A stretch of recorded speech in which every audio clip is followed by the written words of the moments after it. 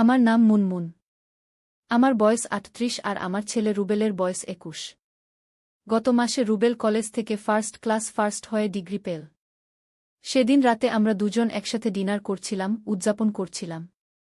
হঠাৎ রুবেল টেবিলের নিচ থেকে একটা ছোট্ট বাক্স বের করল। মা, তোমার জন্য একটা উপহার। আমি বাক্সটা খুললাম, ভেতরে একটা হীরের আংটি। আমি অবাক হয়ে তাকালাম। রুবেল, এটা তো অনেক দামি। তুই কোথায় পেলি এত টাকা? আমি জমিয়েছিলাম, মা। বিশেষ একটা দিনের জন্য। কি দিন? রুবেল আমার হাতে আংটিটা পরিয়ে দিল। মা, আমি তোমাকে বিয়ে করতে চাই। আমি যেন বজ্রাহত হলাম। কি বলছিস তুই? আমি সিরিয়াস, মা। আমি তোমাকে বিয়ে করতে চাই। আমরা বাংলাদেশ ছেড়ে যাব। আমেরিকা বা ইউরোপে। সেখানে কেউ আমাদের চিনবে না। আমি চেয়ার থেকে উঠে দাঁড়ালাম। রুবেল, তুই পাগল হয়ে গেছিস? তুই আমার ছেলে। এসব কি বলছিস? রুবেল আমার হাত শক্ত করে ধরল। মা, আমি জানি এটা অস্বাভাবিক। কিন্তু আমি তোমাকে ভালোবাসি। শুধু মা হিসেবে নয়, একজন নারী হিসেবে। আমি তোমাকে দেখি, তোমার সৌন্দর্য দেখি, তোমার কণ্ঠস্বর শুনি, আর আমার ভিতরে কিছু একটা নড়ে ওঠে। আমার শ্বাস দ্রুত হয়ে উঠল। কি করে আমার ছেলে আমাকে এভাবে দেখতে শুরু করল? আমার বুকের ভিতর কিসের যেন একটা টান অনুভব করলাম। বাবার মৃত্যুর পর আমরা দুজন ছাড়া আর কে আছে, মা? তুমি আর কাউকে তোমার জীবনে আনোনি। আমিও কাউকে চাই না। আমি শুধু তোমাকে চাই। আমি জানালার দিকে তাকালাম, শহরের আলোগুলো মিটমিট করছিল। কি করে এই সম্পর্ক সম্ভব? রুবেল আমার পাশে এসে দাঁড়াল। আমার চোখে মুখোমুখি তাকিয়ে বলল, আজকের রাতে আমার কথা ভেবে দেখো, মা। আমি একটা হোটেল বুক করে রেখেছি। বিশেষ উদযাপনের জন্য। আমার হাতে একটা কার্ড রাখল। ওর ফোন নাম্বার আর হোটেলের ঠিকানা লেখা। আমি কার্ডটা ধরে রইলাম, কোনো জবাব দিতে পারলাম না। রুবেল ঘর থেকে বেরিয়ে গেল। আমি জানালার ধারে দাঁড়িয়ে ওকে নিচে রাস্তায় নামতে দেখলাম। ট্যাক্সি ডাকল, উঠে গেল। আমার হাতে থাকা আংটিটার দিকে তাকালাম। আলোতে ঝিলিক দিচ্ছিল। একটা গভীর শ্বাস ফেললাম। কি করব? কোথায় যাব? আংটিটা টেবিলে রেখে বাথরুমে গেলাম। আয়নায় নিজের দিকে তাকালাম। আমার চোখে পানি ছিল। আমি ৩৮ বছরের একজন মহিলা। বেশ সুন্দর। এখনো অনেকেই আমাকে ভালোবাসতে পারে। কিন্তু আমার ছেলে? এ কি করে সম্ভব? সেই রাতে আমি ঘুমাতে পারলাম না। বিছানায় শুয়ে ছাদের দিকে তাকিয়ে অনেক কিছু ভাবলাম। রুবেলের বাবার কথা ভাবলাম। ওর মৃত্যুর পর আমি আর কাউকে আমার জীবনে আনিনি। শুধু রুবেলকে নিয়েই আমার সংসার। ওকে মানুষ করার জন্য আমার জীবনের সেরা বছরগুলো দিয়েছি। ভোর ৪টায় আমি সিদ্ধান্ত নিলাম। আমি হোটেলে যাব। রুবেলের সাথে কথা বলবো। ওকে বোঝাবো। সকাল ৭টার দিকে আমি হোটেলে পৌঁছালাম। লবিতে রিসেপশনিস্টকে জিজ্ঞেস করলাম রুবেলের রুম নাম্বার। উত্তর পেলাম ৪০৩। আমি লিফট নিয়ে ৪র্থ তলায় উঠলাম। ৪০৩ নাম্বার রুমের সামনে এসে দাঁড়ালাম। কিছুক্ষণ দ্বিধায় থাকলাম। তারপর কড়া নাড়লাম। কেউ খুলল না। আবার কড়া নাড়লাম। এবারও কোনো সাড়া নেই। দরজার নব ঘুরিয়ে দেখলাম খোলা। আমি ধীরে ধীরে দরজা ঠেলে ভেতরে ঢুকলাম। রুবেল? ঘরে কেউ নেই। বাথরুমের দরজাও খোলা, সেখানেও কেউ নেই। বিছানা করা, কিন্তু কেউ শোয়নি বলে মনে হল। আমি ঘরের চারপাশে তাকালাম। টেবিলের উপর একটা খাম দেখলাম, তার উপর আমার নাম লেখা। আমি খামটা খুললাম। প্রিয় মা, তুমি এসেছ আমি জানতাম। আমি তোমাকে চিনি। তুমি যদি আমার কথা সত্যিই বিশ্বাস করতে, তাহলে তুমি গত রাতেই এখানে আসতে। কিন্তু তুমি সকালে এসেছ, এর মানে তুমি সারা রাত ভেবেছ। আমার অভিনয় শেষ হয়েছে, মা। আমি জানি তুমি কি ভাবছ। তুমি ভাবছ আমি পাগল হয়ে গেছি, বিকৃত হয়ে গেছি। কিন্তু আসল সত্য হল, আমি তোমাকে পরীক্ষা করছিলাম। আমি জানতে চেয়েছিলাম তুমি কতটা দূর যাবে আমাকে বোঝাতে, আমাকে রক্ষা করতে। আমি তোমার চোখে ওই আতঙ্ক দেখলাম গতকাল, আর আমি জানতাম তুমি আসবে আমাকে ফিরিয়ে নিতে। আসল কথা হল, আমি জানি তুমি কি করছ, মা। আমি জানি তোমার গোপন জীবনের কথা। আমি জানি তুমি জাল নথি তৈরি করে লোকেদের ঠকাচ্ছ। আমি জানি এসব থেকেই আমার পড়াশোনার খরচ উঠেছে, আমাদের বিলাসী জীবনের খরচ উঠেছে। আমি এসবের মধ্যে আর থাকতে চাই না, মা। আমি এই শহর ছেড়ে যাচ্ছি। আমি নতুন জীবন শুরু করতে চাই। আমি চাই তুমিও এসব ছেড়ে আমার সাথে আসো।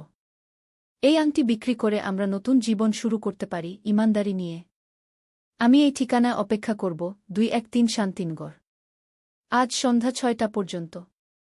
তুমি যদি আসো, আমরা একসাথে নতুন জীবন শুরু করব। না এলে আমি বুঝব তুমি তোমার পথ বেছে নিয়েছ। আমিও আমার পথে চলে যাব। তোমার ছেলে, রুবেল। চিঠিটা পড়ে আমি স্তব্ধ হয়ে গেলাম। কতক্ষণ দাঁড়িয়েছিলাম জানি না। আমার হাতে আংটিটা ছিল। আমি জানালার কাছে গিয়ে দাঁড়ালাম। বাইরের শহর জেগে উঠেছে। আমার অতীত, আমার গোপন জীবন, সব কিছু রুবেল জেনে গেছে। আমি কিভাবে ওর মুখোমুখি হব? 1 ঘণ্টা পর আমি হোটেল থেকে বেরিয়ে এলাম। আমার মাথায় একটাই চিন্তা, রুবেলকে খুঁজে বের করতে হবে। ওকে বোঝাতে হবে আমি কেন এসব করেছি। ট্যাক্সি নিয়ে আমি সোজা বাড়ি ফিরলাম। সবকিছু ঠিকঠাক আছে, কিন্তু রুবেলের ঘর ফাঁকা। ওর জামাকাপড়, কিছু বইখাতা, ল্যাপটপ সব নিয়ে গেছে। ওর ড্রয়ারের ভেতর আমি দেখলাম একটা ডায়েরি। আমি কখনো ওর ডায়েরি পড়িনি। আজ সেটা খুললাম। পাতা উল্টাতে উল্টাতে আমি দেখলাম রুবেল আমার গোপন জীবন সম্পর্কে অনেক কিছুই জানে। কিভাবে আমি ইমিগ্রেশন পেপার জাল করি, বিদেশে যাওয়ার জন্য লোকেদের কাছ থেকে মোটা অঙ্কের টাকা নিই, তারপর তাদের ফাঁকি দিই। আমার পার্টনার রাকিব সম্পর্কেও সে জানে। নোট করেছে তারিখ, সময়, কোথায় আমরা মিট করেছি। আমি বুঝতে পারলাম রুবেল কেন আমাকে এই ভঙ্গিতে কথা বলেছিল। ও আমাকে শক দিতে চেয়েছিল, আমার রিয়াকশন দেখতে চেয়েছিল। ও চেয়েছিল আমি ওর কথা বিশ্বাস করি না, ভয় পাই। ও চেয়েছিল আমি ওকে খুঁজতে আসি। আমি ডায়েরির শেষ পাতাটা পড়লাম। আজ সম্ভবত আমার শেষ দিন এই শহরে। আমি মাকে একটা শেষ সুযোগ দিতে চাই। আমি তাকে যে চিঠি দিয়েছি তাতে সত্যিকার ঠিকানা দিইনি। আমি থাকব পুরানো বাড়িতে, যেখানে আমরা আগে থাকতাম, বাবা যেখানে মারা গিয়েছিলেন। ওখানকার ভাড়াটিয়ারা 2 দিন আগে ছেড়ে গেছে। ওই জায়গাটা আমার জন্য বিশেষ। বাবা যেখানে শেষবারের মতো আমার হাত ধরেছিলেন। মা যদি আসে আমি তাকে বোঝাব। না এলে আমি চলে যাব। সব শেষ। আমি ডায়েরিটা বন্ধ করলাম। পুরানো বাড়ি, আমাদের সেই ভাঙাচোরা বাড়ি, যেখানে রুবেলের বাবা হার্ট অ্যাটাকে মারা গিয়েছিলেন 10 বছর আগে। ওই বাড়ি ছেড়ে দেওয়ার পর আমি আর কখনো সেখানে যাইনি। খুব বেদনাদায়ক স্মৃতি। আমি সিদ্ধান্ত নিলাম, রুবেলকে খুঁজে বের করতে হবে। ওর সাথে কথা বলতে হবে। ওকে বোঝাতে হবে আমি কেন এই পথে এসেছি, কেন এই অন্ধকার জীবন বেছে নিয়েছি। আমার ফোন বাজল। রাকিব। হ্যালো মুনমুন, কোথায় তুমি? আজ আমাদের হাসনাত সাহেবের সাথে মিটিং। 5-0 লাখ টাকার ডিল। তুমি কি ভুলে গেছ? আমি একটু চুপ করে থাকলাম। রাকিব, আমি আজ আসতে পারব না। আমার ব্যক্তিগত সমস্যা আছে। কি সমস্যা? তুমি জানো এই ডিল কত গুরুত্বপূর্ণ। আমি জানি, কিন্তু আমি আজ পারব না। তুমি হাসনাত সাহেবকে বলো আমরা কাল মিট করব। তুমি পাগল হয়ে গেছ? এই ডিল আমরা 1 বছর ধরে সেট আপ করছি। আমি ফোন কেটে দিলাম। এখন আমি জানি আমার জীবনের সবচেয়ে বড় ডিল কোনটা। ঘড়ির দিকে তাকালাম, বেলা 1-1টা। এখনো সময় আছে। আমি ট্যাক্সি নিয়ে পুরনো বাড়ির দিকে রওনা দিলাম। বাড়িটা পুরানো কিন্তু ভালো অবস্থায় আছে। নতুন রং করা। আমরা যখন থাকতাম তখন অনেক খারাপ অবস্থা ছিল। ঢোকার সময় দেখলাম দরজা খোলা। আস্তে করে ভেতরে ঢুকলাম। রুবেল, তুই আছিস? বাড়ির ভেতরে সন্দেহজনক নিস্তব্ধতা। আমি সিঁড়ি দিয়ে দোতলায় উঠলাম। আমাদের পুরনো বেডরুমে ঢুকলাম। সেখানে দেখলাম রুবেল ঘুমিয়ে আছে। ওই একই বিছানায় যেখানে তার বাবা মারা গিয়েছিলেন। আমি ধীরে ধীরে ওর কাছে গেলাম। রুবেল? ও ঘুম থেকে উঠল, চোখ মুছল। ওর মুখে 1 সপ্তাহের দাড়ি। চোখের নিচে কালি। ও আমাকে দেখে উঠে বসল। মা, তুমি এসেছ? হ্যাঁ, এসেছি। তোর চিঠি পেয়েছি। তুমি আমার নকল ঠিকানা বিশ্বাস করনি। তুমি জানতে আমি এখানে থাকব। আমি তোর ডায়েরি পড়েছি। তুই আমার সম্পর্কে সব জানিস। রুবেল চুপ করে রইল। আমরা দুজনেই জানতাম, এখন তলিয়ে যাওয়ার সময়, এখন সত্যি কথা বলার সময়। আমি ওর পাশে বসলাম। রুবেল, আমার কথা শোনো। তোর বাবা যখন মারা গেল, আমাদের অবস্থা কি ছিল মনে আছে? আমাদের এক পয়সা ছিল না। আমি চাকরির জন্য দরজায় দরজায় ঘুরেছি। কিন্তু কেউ আমাকে চাকরি দেয়নি। আমি একা মহিলা, কোনো ডিগ্রি নেই, কোনো দক্ষতা নেই। সব জায়গায় আমাকে হেয় করা হয়েছে। আর তার চেয়েও খারাপ, কিছু লোক আমাকে যৌন প্রস্তাব দিয়েছে চাকরির বিনিময়ে। সেই সময় আমি কোণঠাসা হয়ে গিয়েছিলাম। রুবেল শান্ত হয়ে আমার কথা শুনছিল। আমি চালিয়ে গেলাম। তারপর আমি রাকিবের সাথে দেখা করলাম। ও আমাকে একটা সহজ উপায় দেখিয়েছিল। জাল দলিল বানানো, লোক ঠকানো। হ্যাঁ, প্রথমে আমি রাজি হইনি। কিন্তু যখন তোর স্কুলের টিউশন ফি দেওয়ার সময় এলো, আর আমার হাতে কিছুই ছিল না, তখন আমি রাজি হয়েছিলাম। একটা ছোট্ট কাজ করতে ভেবেছিলাম শুধু একবার। কিন্তু তারপর ওই টাকা থেকে আমি দেখলাম তোর স্কুলে নতুন বই নেওয়া যায়, একটা ভালো জুতা নেওয়া যায়, বাড়িতে ভালো খাবার আনা যায়। তারপর তুমি আর থামোনি গি? হ্যাঁ, থামিনি। আমি দেখলাম এই পথে আমি তোকে ভালো স্কুলে পড়াতে পারব, তোর জন্য ভালো ভবিষ্যৎ বানাতে পারব। আরও বড় স্কিম, আরও বেশি টাকা। ধীরে ধীরে আমি অভ্যস্ত হয়ে গেলাম। কিন্তু মা, এটা ভুল। তুমি লোকেদের ঠকাচ্ছ। হ্যাঁ, ভুল। আমি জানি। কিন্তু আমি কি করতাম? আমার কাছে আর কোনো উপায় ছিল না গি। মা, অনেক উপায় ছিল। তুমি সৎ পথে থাকতে পারতে। আমার চোখ দিয়ে পানি গড়িয়ে পড়ল। আমি ভেবেছিলাম তুই কখনো জানতে পারবি না। আমি ভেবেছিলাম তোর ধারণা হবে আমরা স্বাভাবিক জীবন যাপন করছি। আমি অনেক দিন ধরেই সন্দেহ করছিলাম, মা। তুমি কোথায় যাও, কার সাথে দেখা করো, হঠাৎ করে আমাদের এত টাকা আসে কোথা থেকে? আমি তোমার পিছু নিয়েছিলাম কয়েকবার। মোবাইলে রেকর্ডিং করেছিলাম। আমি নিজেকে আর সামলাতে পারলাম না। রুবেলের কাঁধে মাথা রেখে কাঁদতে লাগলাম। রুবেল আমার পিঠে হাত রাখল। মা, আমি তোমাকে নিয়ে যেতে চাই এখান থেকে। নতুন জায়গায়, যেখানে আমরা নতুন করে শুরু করতে পারি। আমার ডিগ্রি আছে, আমি কাজ করতে পারব। আমরা সৎ পথে থাকব। কিন্তু কোথায় যাব আমরা? আমি এখানে আইনের নজরে আছি। আমি 3 মাস ধরে প্ল্যান করছি, মা। আমার কাছে 2টো টিকিট আছে নেপাল যাওয়ার। আগামীকাল সকালে।